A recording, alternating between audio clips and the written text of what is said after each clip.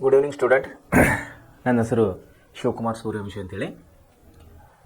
ನಿಮಗೆ ಸಮಾಜ ಅಧ್ಯಯನ ಪಾಠವನ್ನು ಮಾಡಿಸಲಿಕ್ಕೆ ಬಂದಿದ್ದೇನೆ. ಸಮಾಜ ಅಧ್ಯಯನ, ಸೋಷಿಯಲ್ ಸ್ಟಡಿ, ಅದರಲ್ಲಿ ಹಿಸ್ಟ್ರಿ, ವಿಶೇಷವಾಗಿ ಇತಿಹಾಸನಂಥ ಪಾಠವನ್ನು ಅತಿ ಮುಖ್ಯ ರೂಪದಿಂದ ಕೂಡಿದೆ ಅಂತೇಳಿ ನಾನು ನಿಮ್ಮನ್ನು ಹೇಳೋಕ್ಕೆ ಇಷ್ಟಪಡ್ತಾ ಇದ್ದೇನೆ.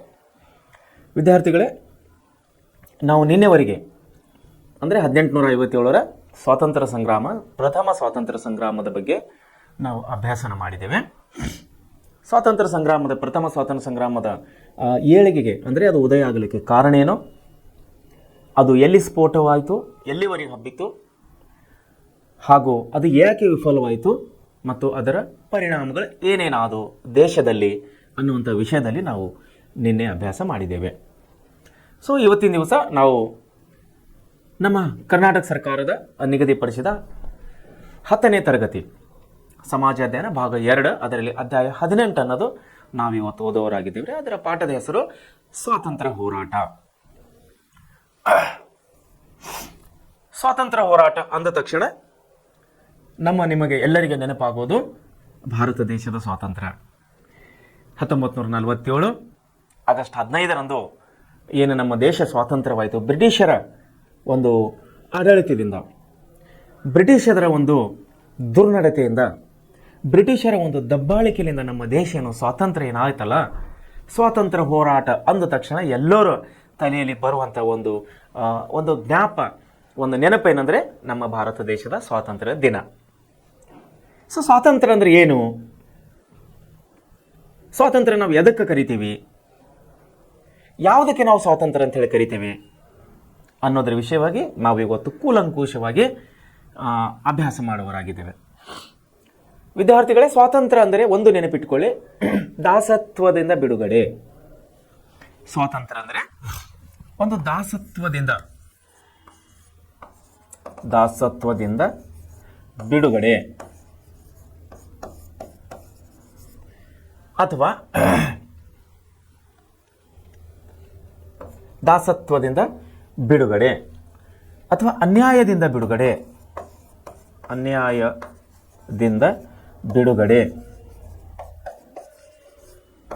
ಅಥವಾ ದಬ್ಬಾಳಿಕೆಯಿಂದ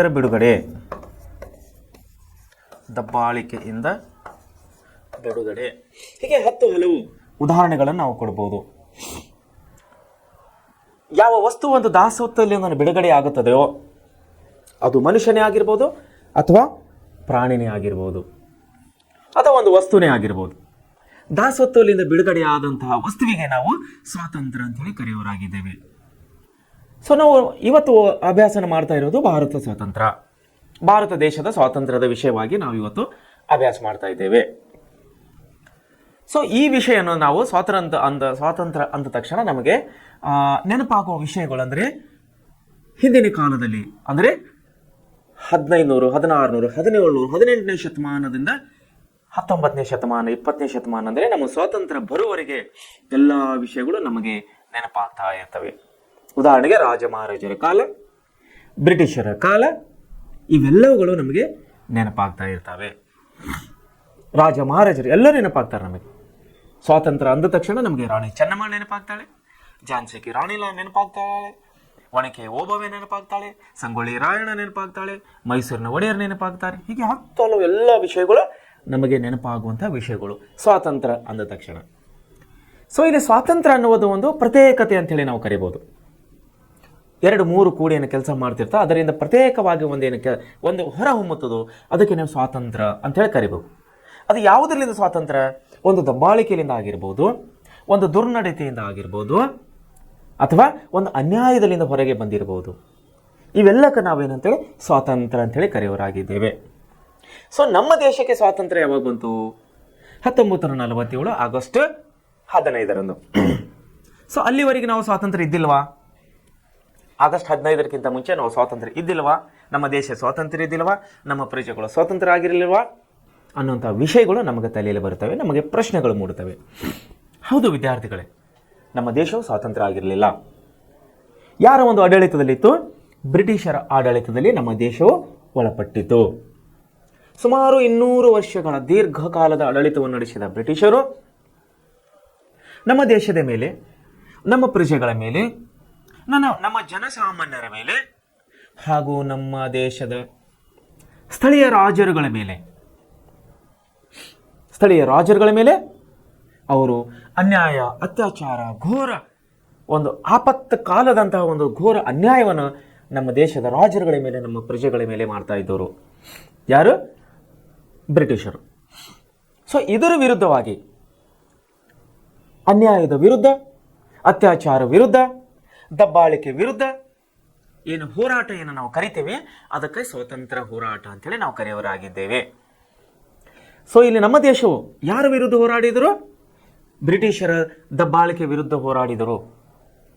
ಬ್ರಿಟಿಷರ ದಾಸತ್ವದಿಂದ ಬಿಡುಗಡೆಗಾಗಿ, ಬ್ರಿಟಿಷರಿಂದ ನಮಗೆ ಆದಂತಹ ಅನ್ಯಾಯದ ವಿರುದ್ಧವಾಗಿ ನಮ್ಮ ಪೂರ್ವಜರು, ನಮ್ಮ ಸ್ವಾತಂತ್ರ್ಯ ಹೋರಾಟಗಾರರು ಇಲ್ಲಿ ಹೋರಾಟವನ್ನು ಮಾಡಿದರು. ಬ್ರಿಟಿಷರ ಅತ್ಯಾಚಾರದ ವಿರುದ್ಧವಾಗಿ ಇಲ್ಲಿ ನಮ್ಮ ಸ್ವತಂತ್ರ ಹೋರಾಟಗಾರರು ಇಲ್ಲಿ ಚಳವಳಿಯನ್ನು ಮಾಡಿದರು. ಸೊ ಇದಕ್ಕೆ ನಾವು ಸ್ವಾತಂತ್ರ್ಯ ಹೋರಾಟ ಅಂತ ಹೇಳಿ ಕರೆಯವರಾಗಿದ್ದೇವೆ. ಸೊ ಯಾವ ರೀತಿ ನಮ್ಮ ದೇಶದಲ್ಲಿ ಸ್ವಾತಂತ್ರ್ಯ ಹೋರಾಟ ನಡೀತು, ಯಾವ ಹಂತದಲ್ಲಿ ನಡೀತು, ಯಾರ್ಯಾರು ನಾಯಕರು ಭಾಗವಹಿಸ್ತಿದ್ರು, ನಮ್ಮ ದೇಶದಲ್ಲಿ ಯಾವ್ಯಾವ ನಾಯಕರು ಯಾವ್ಯಾವ ರೀತಿಯ ಒಂದು ರೋಲ್ಸ್ ಅಂತ ಹೇಳಿ ಏನು ಕರಿತೇವೆ ನಾವು, ಅವರ ಒಂದು ಅನುಪಮ ಸೇವೆ ಅಂತ ಹೇಳಿ ನಾವು ಕರಿತೀವಿ. ಅವು ಎಲ್ಲವುಗಳನ್ನು ನಾವು ಈ ಅಧ್ಯಾಯದಲ್ಲಿ ಸವಿವರವಾಗಿ ನೋಡುವರಾಗಿದ್ದೇವೆ. ಸೊ ಅದಕ್ಕಾಗಿ ಈ ಅಧ್ಯಾಯದಲ್ಲಿ ಬರುವಂತಹ ಪ್ರಮುಖ ಅಂಶಗಳು, ನಾವು ಈ ಅಧ್ಯಾಯದಲ್ಲಿ ಏನೇನು ಓದುವವರಾಗಿದ್ದೇವೆ, ಯಾವ ವಿಷಯಗಳು ಓದುವವರಾಗಿದ್ದೇವೆ ಅನ್ನೋದ್ರ ಬಗ್ಗೆ ನಾವಿಲ್ಲಿ ತಿಳಿದುಕೊಳ್ಳೋಣ. ಒಂದನ್ನು ಭಾರತೀಯ ರಾಷ್ಟ್ರೀಯ ಕಾಂಗ್ರೆಸ್ ಬಗ್ಗೆ ನಾವು ಇಲ್ಲಿ ಓದುವವರಾಗಿದ್ದೇವೆ. ಎರಡನೇದಾಗಿ ಮಂದಗಾಮಿಗಳು, ತೀವ್ರಗಾಮಿಗಳು ಮತ್ತು ಕ್ರಾಂತಿಕಾರಿಗಳು, ಈ ಮೂವರ ಬಗ್ಗೆ ನಾವಿಲ್ಲಿ ಅಭ್ಯಾಸ ಮಾಡುವವರಾಗಿದ್ದೇವೆ. ಆಮೇಲೆ ಸ್ವಾತಂತ್ರ್ಯ ಹೋರಾಟ, ಗಾಂಧಿ ಯುಗ, ನಮ್ಮ ದೇಶದ ಸ್ವಾತಂತ್ರ್ಯ ಯುಗದಲ್ಲಿ, ಸ್ವಾತಂತ್ರ್ಯ ಹೋರಾಟದಲ್ಲಿ ಗಾಂಧಿ ಯುಗವು ಒಂದು ಅತಿ ಪ್ರಾಮುಖ್ಯತೆಯನ್ನು ಪಡೆದುಕೊಂಡಿದೆ. ಮತ್ತು ರೈತರು ಮತ್ತು ಕಾರ್ಮಿಕರ ಪ್ರತಿಭಟನೆಗಳು, ಸ್ವಾತಂತ್ರ್ಯ ಹೋರಾಟದ ನೇತಾರಗಳು ಹಾಗೂ ಭಾರತದ ವಿಭಜನೆ. ನಮ್ಮ ದೇಶದ ವಿಭಜನೆಯನ್ನು ಕಾಣುತ್ತೆ ಈ ಸ್ವಾತಂತ್ರ್ಯ ಹೋರಾಟದ ನಂತರದಲ್ಲಿ. ಸೊ ಇವೆಲ್ಲದರ ಬಗ್ಗೆ ನಾವು ಸವಿಸ್ತಾರವಾಗಿ ಓದುವವರಾಗಿದ್ದೇವೆ. ಸೊ ವಿದ್ಯಾರ್ಥಿಗಳೇ, ರಾಷ್ಟ್ರೀಯತೆಯ ಉದಯ, ಇಲ್ಲಿ ಸ್ವಾತಂತ್ರ್ಯ ಹೋರಾಟವನ್ನು ಪ್ರಾರಂಭವಾಗಲಿಕ್ಕೆ ಕಾರಣ ಏನು? ರಾಷ್ಟ್ರೀಯತೆ. ಯಾಕಂದರೆ ನಾವು ನಿನ್ನೆ ಅಭ್ಯಾಸನಲ್ಲಿ ಓದುವಾಗ, ನಿನ್ನೆ ಏನು ಅಭ್ಯಾಸದ ನಾವು 1857 ಪ್ರಥಮ ಸ್ವಾತಂತ್ರ್ಯ ಸಂಗ್ರಾಮದ ಬಗ್ಗೆ ನಿನ್ನ ಅಭ್ಯಾಸ ಮಾಡಿದ್ದೇವೆ. ಅದು ವಿಫಲವಾಗಲಿಕ್ಕೆ ಕಾರಣಗಳು ಏನು ಅನ್ನೋದ್ರ ಬಗ್ಗೆ ನಾವು ಅಭ್ಯಾಸ ಮಾಡಿದ್ದೇವೆ. ಅದರಲ್ಲಿ ಒಂದು ರಾಷ್ಟ್ರೀಯತೆ ಕೊರತೆಯನ್ನು ಕಾಣ್ತಾ ಇತ್ತು ನಮ್ಮ ಹೋರಾಟಗಾರರಲ್ಲಿ. 1857 ಪ್ರಥಮ ಸ್ವಾತಂತ್ರ್ಯ ಸಂಗ್ರಾಮದ ಹೋರಾಟಗಾರರಲ್ಲಿ ರಾಷ್ಟ್ರೀಯತೆ ಮನೋಭಾವನೆ ಕೊರತೆಯನ್ನು ಅಲ್ಲಿ ಕಾಣ್ತಾ ಇತ್ತು ನಮಗೆ. ಯಾಕಂದರೆ ಆ ಹೋರಾಟನ 1857 ಒಂದು ಸಂಗ್ರಾಮನೇ ಹುಟ್ಟುಕೊಂಡಿತ್ತು. ಅದು ಯಾವುದರ ವಿಷಯವಾಗಿ ಹುಟ್ಟುಕೊಂಡಿತ್ತು? ಸೈನಿಕರ ವಿಷಯವಾಗಿ. ಬ್ರಿಟಿಷ್ ಅಧಿಕಾರಿಗಳು ಏನು ಮಾಡಿದರು ಅಂದರೆ, ರಾಯಲ್ ಎನ್ಫೀಲ್ಡ್ ಅನ್ನುವಂಥ ಬಂದೂಕನ್ನು ನಮ್ಮ ಸೈನಿಕರಿಗೆ ಉಪಯೋಗ ಮಾಡಲಿಕ್ಕೆ ಕೊಟ್ಟಿದ್ದರು. ಹಾಗೆ ಕೊಟ್ಟಿಲ್ಲ ಅವರು ಏನು ಮಾಡಿದರು, ಆ ಬಂದೂಕಿಗೆ ಹಂದಿ ಮಾಂಸ ಮತ್ತು ದನದ ಕೊಬ್ಬನ್ನು, ಹಸುವಿನ ಕೊಬ್ಬನ್ನು ಸವರಿ ಅಂದರೆ ಹಚ್ಚಿ ಲೇಪನ ಮಾಡಿ ನಮ್ಮ ದೇಶದ ಸೈನಿಕರಿಗೆ, ಅಂದರೆ ಅದರಲ್ಲಿ ಹಿಂದೂ ಮತ್ತು ಮುಸಲ್ಮಾನ ಸೈನಿಕರು, ಅವರಿಗೆ ಆ ಬಂದೂಕನ್ನು, ರಾಯಲ್ ಎನ್ಫೀಲ್ಡ್ ಬಂದೂಕನ್ನು ಉಪಯೋಗ ಮಾಡಲಿಕ್ಕೆ ಬಳಸಲಿಕ್ಕೆ ಕೊಟ್ಟಿದ್ದರು. ಆ ಬಳಸುವಾಗ ಏನು ಮಾಡಬೇಕಾಗುತ್ತೆ, ಹಲ್ಲಿನಿಂದ ಅದನ್ನು ಅದರೇನು ಇದು ತೆಗಿಬೇಕಲ್ಲ, ತೋಪನ್ನು ತೆಗೆಯುವಾಗ ಏನು ಮಾಡಬೇಕಾಗಿತ್ತು, ಹಲ್ಲಿನಿಂದ ಅದಕ್ಕೆ ಮುಟ್ಟಬೇಕಾಗಿತ್ತು ಬಂದೂಕಿಗೆ. ಸೊ ಹಸುವು ಹಿಂದೂ ಸೈನಿಕರಿಗೆ ಪವಿತ್ರವಾಗಿದ್ದರಿಂದ ಹಾಗೂ ಮುಸಲ್ಮಾನ ಸೈನಿಕರಿಗೆ ಹಂದಿ ಮಾಂಸವು ಶಾಪವಾಗಿದ್ದರಿಂದ ಇಲ್ಲಿ ನಮ್ಮ ಸೈನಿಕರಿಗೂ ಬ್ರಿಟಿಷರ ವಿರುದ್ಧವಾಗಿ ತಿರುಗಿ ಬೀಳುವಂತೆ ಇಲ್ಲ ಮಾಡಿತ್ತು. ಆದರೆ ಕ್ರಮೇಣವಾಗಿ ದೇಶೀಯ ಅಲೆ ಕಾನ್ಪುರ್, ಬ್ಯಾರಕ್ಕೋಟ್, ಉಜ್ಜಯಿನಿ, ಝಾನ್ಸಿ ಸುತ್ತಮುತ್ತಲ ಹರಡಿಕೊಂಡಂಥ 1857 ದಂಗೆಯಲ್ಲಿ ಅದು ಇಡೀ ಆ ದಂಗೆಯು ಯಶಸ್ಸನ್ನು ಕಾಣಲಿಲ್ಲ. ಯಾಕೆ ಕಾಣಲಿಲ್ಲ ಅಂದರೆ, ಅದರಲ್ಲಿ ನಾವು ಸುಮಾರು ಪರಿಣಾಮಗಳನ್ನು ನೋಡಿದ್ದೇವೆ. ಅದರಲ್ಲಿ ಒಂದು ಪರಿಣಾಮ ಪ್ರಮುಖವಾದಂಥ ಪರಿಣಾಮ ಏನಾಗಿತ್ತಂದ್ರೆ, ಆ ಸ್ವಾತಂತ್ರ್ಯ ಹೋರಾಟಗಾರರಲ್ಲಿ 1857 ಸ್ವಾತಂತ್ರ್ಯ ಸಂಗ್ರಾಮದ ಚಳವಳಿಗಾರರಲ್ಲಿ ರಾಷ್ಟ್ರೀಯತೆಯ ಮನೋಭಾವನೆ ಕೊರತೆಯನ್ನು ಕಾಣ್ತಾ ಇತ್ತು. ಬ್ರಿಟಿಷರಿಂದ ಮುಕ್ತಿ ಪಡೀಲಿಕ್ಕೆ 1857 ಸಂಗ್ರಾಮ ಆಯಿತು. ಆದರೆ ನಮ್ಮ ದೇಶದ ಸ್ವಾತಂತ್ರ್ಯ ಸಂಗ್ರಾಮಕ್ಕೆ ಮುನ್ನುಡಿಯನ್ನು ಬರೆಯಲಾಯಿತು. ಹೇಳುವುದಾದರೆ 1857ರ ಸ್ವತಂತ್ರ ಸಂಗ್ರಾಮದಲ್ಲಿಯೇ ನಮ್ಮ ದೇಶವನ್ನು ಸ್ವಾತಂತ್ರ್ಯವನ್ನು ಪಡಿಬಹುದಾಗಿತ್ತು. ಆದರೆ ಯಾಕೆ ಪಡೆಯಲಿಲ್ಲ ಅಂದರೆ ಅನೇಕ ಕಾರಣಗಳನ್ನ ಪರಿಣಾಮಗಳು ನೋಡಿದ್ದೇವೆ. ಅದರಲ್ಲಿ ಒಂದು ಕಾರಣ ಏನಾಗಿತ್ತಂದರೆ ರಾಷ್ಟ್ರೀಯತೆಯ ಮನೋಭಾವನೆಯನ್ನು ಕೊರತೆಯನ್ನು ಕಾಣುವರಾಗಿದ್ದೇವೆ. ಸೊ ನೋಡ್ರಿ, ಆದರೆ ಇಲ್ಲಿ ಏನಾಗ್ತಾ ಇದೆ, ಸ್ವಾತಂತ್ರ್ಯ ಹೋರಾಟದ ಸಮಯದಲ್ಲಿ ಇಲ್ಲಿ ಏನಾಗ್ತಾ ಇದೆ, ಇಲ್ಲಿ ರಾಷ್ಟ್ರೀಯತೆಯ ಉದಯತೆಯನ್ನು ಕಾಣ್ತಾ ಇದ್ದೀವಿ. ನಾವಿಲ್ಲಿ ರಾಷ್ಟ್ರೀಯತೆಯ ಉದಯವನ್ನು ನಾವಿಲ್ಲಿ ಕಾಣುವರಾಗಿದ್ದೇವೆ. ರಾಷ್ಟ್ರೀಯತೆ ಉದಯವನ್ನು ನಾವಿಲ್ಲಿ ಕಾಣುವರಾಗಿದ್ದೇವೆ. ಯಾವ ರೀತಿ ಉದಯವನ್ನು ಕಾಣುವರಾಗಿದ್ದೇವೆ? ಸ್ವಾತಂತ್ರ್ಯ ಹೋರಾಟವು ಭಾರತದ ಚರಿತ್ರೆಯಲ್ಲಿ ಅತ್ಯಂತ ಮಹತ್ವಪೂರ್ಣ ಮತ್ತು ಚಲನಶೀಲ ಅಧ್ಯಾಯವಾಗಿದೆ. ನೋಡಿ, ನಮ್ಮ ದೇಶದ ಸ್ವಾತಂತ್ರ್ಯದಲ್ಲಿ ಅಥವಾ ಸಮಾಜಶಾಸ್ತ್ರದಲ್ಲಿ ಅಥವಾ ಇತಿಹಾಸದಲ್ಲಿ ಈ ಒಂದು ಅಧ್ಯಾಯ ಯಾವುದು? ಸ್ವಾತಂತ್ರ್ಯ ಹೋರಾಟ. ಈ ಒಂದು ಅಧ್ಯಾಯ ಏನಾಗಿದೆ ಅಂದರೆ ಅತ್ಯಂತ ಮಹತ್ವಪೂರ್ಣದಿಂದ ಕೂಡಿದೆ. ಯಾಕೆ ಕೂಡಿದೆ ಅಂದರೆ ಇದು ಏನಾಗಿದೆ, ಇಡೀ ನಮ್ಮ ದೇಶದ ಚರಿತ್ರೆಯಲ್ಲಿ, ನಮ್ಮ ಭಾರತ ದೇಶದ ಚರಿತ್ರೆಯಲ್ಲಿ ಸ್ವಾತಂತ್ರ್ಯ ಹೋರಾಟವು ಒಂದು ಮಹತ್ವಪೂರ್ಣ ಮತ್ತು ಚಲನಶೀಲ ಮಹತ್ವವನ್ನು ಪಡೆದುಕೊಂಡಿದೆ. ವಿವಿಧ ಬಗೆಯ ಸಂಕಷ್ಟಗಳಿಗೆ ಒಳಗಾದ ಭಾರತೀಯರು, ನೋಡ್ರಿ, ವಿವಿಧ ಬಗೆಯ ಸಂಕಷ್ಟಗಳು, ಒಂದೇ ರೀತಿಯಿಂದ ಸಂಕಷ್ಟಗಳನ್ನು ಅನುಭವಿಸಲು ನಮ್ಮ ಭಾರತೀಯರು ಅನೇಕ ರೀತಿಯ ಸಂಕಷ್ಟಗಳನ್ನು ಎದುರಿಸಬೇಕಾಯಿತು ಬ್ರಿಟಿಷರಿಂದ. ನಮ್ಮ ದೇಶದ ನಾಗರಿಕರು ಮತ್ತು ನಮ್ಮ ದೇಶದ ಸ್ಥಳೀಯ ಅರಸರುಗಳು ಕೂಡ 1857ರ ಸಂದರ್ಭದಲ್ಲಿ, ಅಂದರೆ ಪ್ರಥಮ ಸ್ವಾತಂತ್ರ್ಯ ಸಂಗ್ರಾಮದ ಚಳವಳಿ ಸಂದರ್ಭದಲ್ಲಿ ಬ್ರಿಟಿಷರ ವಿರುದ್ಧ ನಿರ್ಣಾಯಕ ರೀತಿಯಲ್ಲೇ ತಮ್ಮ ಪ್ರತಿರೋಧವನ್ನು ತೋರಿ ಪ್ರಥಮ ಭಾರತೀಯ ಸಂಗ್ರಾಮಕ್ಕೆ ಕಾರಣರಾದರು. ನೋಡಿ, 1857 ಸ್ವಾತಂತ್ರ್ಯ ಸಂಗ್ರಾಮ ನಮಗೆ ಯಶಸ್ಸು ಕೊಡಲಿಲ್ಲ, ನಮ್ಮ ದೇಶಕ್ಕೆ ಸ್ವಾತಂತ್ರ್ಯ ಬರಲಿಲ್ಲ, ಬ್ರಿಟಿಷರು ಭಾರತವನ್ನು ಬಿಟ್ಟು ಓಡಿ ಹೋಗಲಿಲ್ಲ. ಆದರೆ ಏನಾಗ್ತಂದ್ರೆ ಸ್ವಾತಂತ್ರ್ಯ ಸಂಗ್ರಾಮಕ್ಕೆ ಮುನ್ನುಡಿಯನ್ನು ಬರೆಯಲಾಯಿತು. ಯಾವ ಸಂಗ್ರಾಮ? 1857ರ ಸ್ವಾತಂತ್ರ್ಯ ಸಂಗ್ರಾಮ. ಮುಂದೆ ಏನಾಯ್ತು ಅಂದ್ರೆ ಈ ಸ್ವಾತಂತ್ರ್ಯ ಸಂಗ್ರಾಮದಲ್ಲಿ ಏನಾಯ್ತು, ನಿರ್ಣಾಯಕ ರೀತಿಯಲ್ಲಿ ಪ್ರತಿರೋಧವನ್ನು, ಅಂದರೆ ಅಗನೇಸ್ಟ್ ಪ್ರೊಟೆಸ್ಟ್ ಅಂತ ಹೇಳಿ ಕರಿತೀವಿ ನಾವು, ವಿರುದ್ಧ ಹೋರಾಟ ಅಂತೇಳಿ ನಾವೇನು ಕರಿತೀವಿ. ಬ್ರಿಟಿಷರ ವಿರುದ್ಧ ಹೋರಾಟವು ತೀವ್ರ ರೂಪದಲ್ಲಿ ನಾವಿಲ್ಲಿ ಕಾಣ್ತಾ ಇದ್ದೀವಿ. ಆದರೆ ಏನಾಯ್ತು, ಇಲ್ಲಿ ನಾವು ಸ್ವಾತಂತ್ರ್ಯವನ್ನು ಪಡೆಯಲಿಲ್ಲ 1857ರಲ್ಲಿ. ಆದರೆ ಸ್ವಾತಂತ್ರ್ಯ ಸಂಗ್ರಾಮಕ್ಕೆ ಇದು ನಾಂದಿ ಆಯಿತು. ಇದರ ಪರಿಣಾಮ ಏನಾಯಿತು? ನಿನ್ನ ಪರಿಣಾಮನಲ್ಲಿ ಓದಿದ್ದೇನು, 1857ರ ಸ್ವಾತಂತ್ರ್ಯ ದಂಗೆಯ ಪರಿಣಾಮಗಳು ಏನು ಓದಿದ್ದೇವೆ ಅಂದರೆ ಬ್ರಿಟಿಷ್ ಈಸ್ಟ್ ಇಂಡಿಯಾ ಕಂಪನಿ ಆಡಳಿತವು ಕೊನೆಗೊಂಡಿತ್ತು. ಬ್ರಿಟಿಷ್ ಈಸ್ಟ್ ಇಂಡಿಯಾ ಕಂಪನಿ ಆಡಳಿತ ಕೊನೆಗೊಂಡು ಏನಾಗಿತ್ತು, 1857ರಲ್ಲಿ ಡೈರೆಕ್ಟ್ ಅಂದರೆ ನೇರವಾಗಿ ಭಾರತ ದೇಶದ ಆಡಳಿತವು ಬ್ರಿಟಿಷ್ ಪಾರ್ಲಿಮೆಂಟ್ ಅಥವಾ ಬ್ರಿಟಿಷ್ ಸಂಸತ್ತಿಗೆ ಒಳಪಟ್ಟಿತ್ತು. ಅಂದರೆ ಬ್ರಿಟಿಷ್ ರಾಣಿಯ ಒಂದು ಅಧಿಕಾರಕ್ಕೆ ಒಳಪಟ್ಟಿತ್ತು. ಒಳಪಟ್ಟಾಗ ಏನು ಮಾಡಿದ್ರು, ಬ್ರಿಟಿಷ್ ಪಾರ್ಲಿಮೆಂಟ್ ಏನು ಮಾಡಿತು, ಸೆಕ್ರೆಟರಿಯೇಟ್ ಅಡ್ಮಿನಿಸ್ಟ್ರೇಷನ್ ಅಂತ ಹೇಳಿ ಒಂದು ಹೊಸ ರೂಪವನ್ನು ತಂದಿತ್ತು. ಸೆಕ್ರೆಟರಿಯೇಟ್ ಅಡ್ಮಿನಿಸ್ಟ್ರೇಷನ್, ಕಾರ್ಯದರ್ಶಿಯ ಆಡಳಿತ ಅಂತ ಹೇಳಿ, ಭಾರತೀಯ ರಾಷ್ಟ್ರೀಯ ಕಾರ್ಯದರ್ಶಿ ಅಂಥೇಳಿ ಒಂದು ಆಡಳಿತ ಮಸೂದೆಯನ್ನು ಹೊರಡಿಸಿದರು ಇವರು. ಭಾರತೀಯ ಮಹಾಸನ್ನದು ಅನ್ನಂಥ ಒಂದು ಕಾಯ್ದೆಯನ್ನು ಜಾರಿಗೆ ತಂದರು. ಅದರ ಹೆಸರು ಮ್ಯಾಗ್ನಾ ಕಾರ್ಟ್ ಅಂಥೇಳಿ ನಾವು ನಿನ್ನೆ ಅಧ್ಯಾಯದಲ್ಲಿ ಓದಿದ್ದೇವೆ. 1858ರಲ್ಲಿ ಏನಾಯ್ತು ನೋಡ್ರಿ, ಬ್ರಿಟನ್ನಿನ ಸರ್ಕಾರವು ಘೋಷಣೆಯೊಂದನ್ನು ಹೊರಡಿಸಿತ್ತು.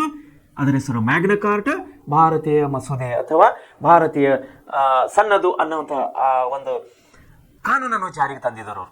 ಯಾರು? British parliament. British East India company ಆಡಳಿತವನ್ನು ಕೊನೆಗೊಳಿಸಿ ನೇರವಾಗಿ ಭಾರತದಲ್ಲಿನ ಬ್ರಿಟಿಷ್ ಸರ್ಕಾರ ಆಡಳಿತವನ್ನು ಬ್ರಿಟನ್ನ ರಾಣಿಯ ಹೆಸರಿನಲ್ಲಿ ಜಾರಿಯಾಗತೊಡಗಿತ್ತು. ಭಾರತೀಯರು ಶಾಸನ ರೂಪಿಸುವ ಪ್ರಕ್ರಿಯೆಯಲ್ಲಿ ತೊಡಗುವ ಕಾನೂನನ್ನು 1861ರ ಕಾಯ್ದೆ ಮೂಲಕ ಆರಂಭಿಸಿದರು ಇವರು. ಇದೆಲ್ಲದ ಪರಿಣಾಮವಾಗಿ ಇಂಗ್ಲಿಷನ್ನು ಕಲಿತ ಹೊಸ ವಿದ್ಯಾವಂತ ವರ್ಗ ರಾಷ್ಟ್ರೀಯತೆಯ ಪರಿಕಲ್ಪನೆಯನ್ನು ಸ್ಪಷ್ಟಗೊಳಿಸುವ ಮತ್ತು ಜನರ ಜೊತೆ ಹಂಚಿಕೊಳ್ಳುವ ಪ್ರಯತ್ನವನ್ನು ಮಾಡಿದ್ದರಿಂದ ರಾಷ್ಟ್ರೀಯತೆಯ ಒಂದು ಆಶಯವಾಗಿ ಸ್ಪಷ್ಟ ರೂಪ ಪಡೆಯಿತು. ಇದರ ಮುಂದುವರಿದ ಸಾಂಸ್ಥಿಕ ರೂಪವೇ ಭಾರತೀಯ ರಾಷ್ಟ್ರೀಯ ಕಾಂಗ್ರೆಸ್. 1861ರಲ್ಲಿ ಏನಾಯ್ತು ರೀ, 1861ರಲ್ಲಿ ಏನಾಯ್ತು, ಭಾರತೀಯ 1861ರ ಕಾಯ್ದೆ ಮೂಲಕ ಆರಂಭಿಸಿದರು. ಇದಲ್ಲದೆ ಇದರ ಪರಿಣಾಮವಾಗಿ ಇಂಗ್ಲಿಷನ್ನು ಕಲಿತ ಭಾರತೀಯರು ಶಾಸನ ರೂಪಿಸುವ ಪ್ರಕ್ರಿಯೆಯಲ್ಲಿ ತೊಡಗಿಸುವ ಕಾನೂನನ್ನು ಜಾರಿಗೆ ತಂದರು. ಭಾರತೀಯರು ಶಾಸನ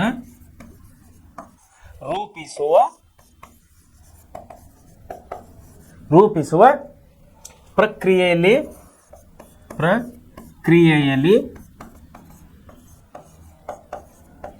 ಭಾಗವಹಿಸುವಂತಾಯಿತು.